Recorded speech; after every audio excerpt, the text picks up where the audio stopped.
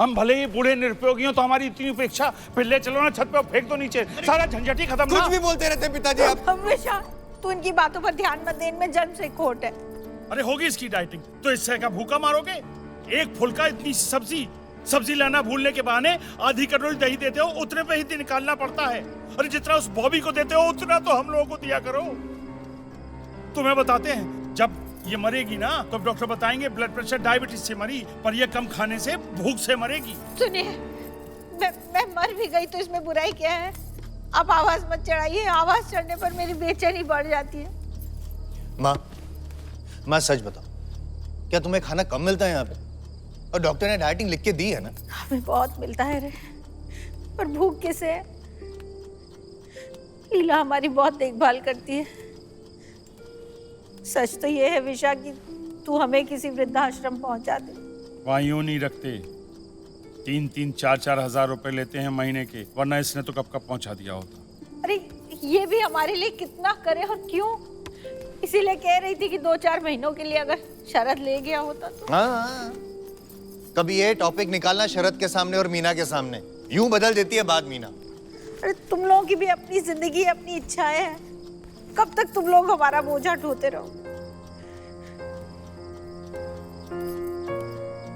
ठीक है, मैं लीला को समझाता हूँ, लेकिन आप भी समझिए, डॉक्टर ने डाइटिंग लिख के दी है, कड़ी डाइटिंग। डॉक्टरों को क्या जाता है, खुद खाते हैं, दूसरों से डाइटिंग करवाते हैं। आपकी भी शुगर बढ़ रही है। बढ़ने दे, जिन्हें जीना है वो करें डाइटिंग। मैंने इसे 1000 बार समझाया मैं डाइटिंग नहीं करूंगा। थाली में इतना सफर उसके रख जाती, बाद में कुछ भी नहीं। हाँ तो मुंह से मांगने में क्या जाता है पिताजी? पैसे की तंगी है मानता हूँ मैं, दाल भात सब्जी की तो कमी है नहीं घर में। पर हम भी तो समझ सकते हैं बेटा, किसकी परोसने की इच्छा है किसकी नहीं। खामोखा बात खींच रहे हैं, खामोखा। एक बात बता दूं आप मेरे माता पिता लगते हैं, उसके क्या? सच है, हम उसके कुछ नहीं लगते।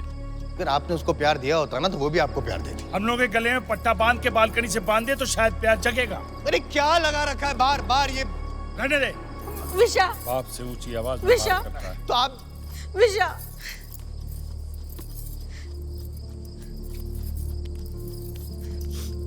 तू लीला से कुछ मत कहना, बेकार में ही गांठ पड़ जाएगी।